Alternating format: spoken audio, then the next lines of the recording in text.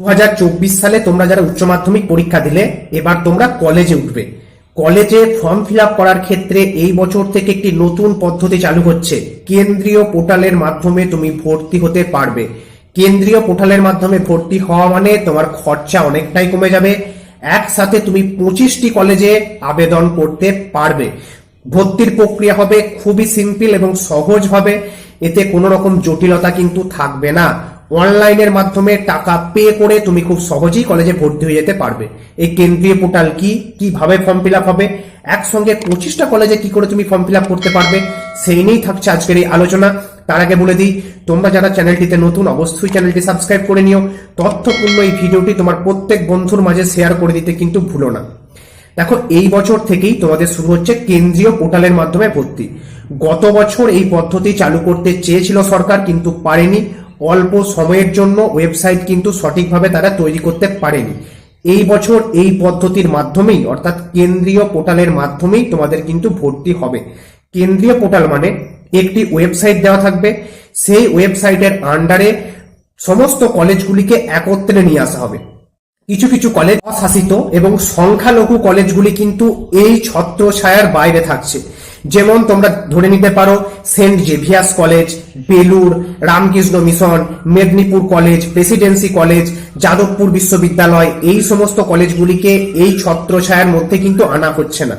বাকি সমস্ত কলেজগুলিকে একটি ছাতার আওতায় নিয়ে আসা হচ্ছে, যার ফলে একটি ওয়েবসাইটের মধ্যে ঢুকেই তুমি সমস্ত কলেজের জন্য আবেদন করে ফেলতে পারবে, যার জন্য তোমার টাকাও কিন্তু লাগবে কম।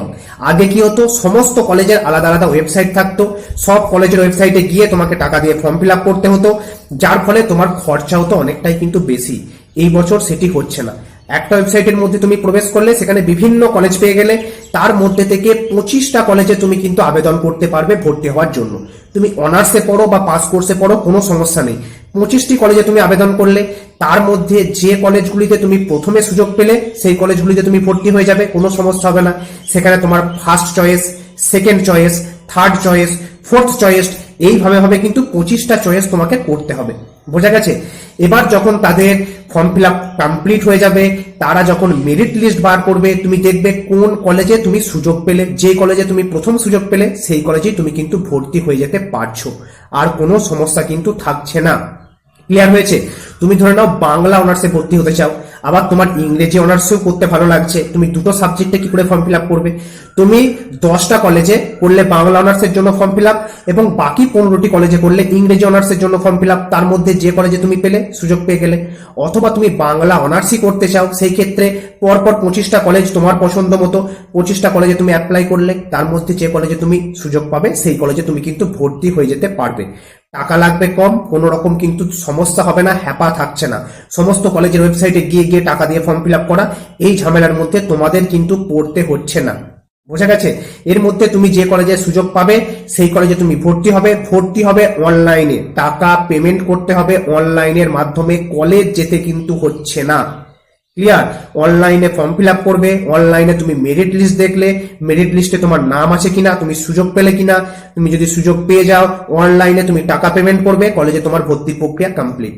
তারপর কলেজের তরফ থেকে তারিখ ঘোষণা করা হবে, সেই দিন তুমি যে টাকা পেমেন্ট করেছো সেই পেমেন্ট স্লিপ এবং তোমার সমস্ত ডকুমেন্টস নিয়ে গিয়ে কলেজে হাজির হবে।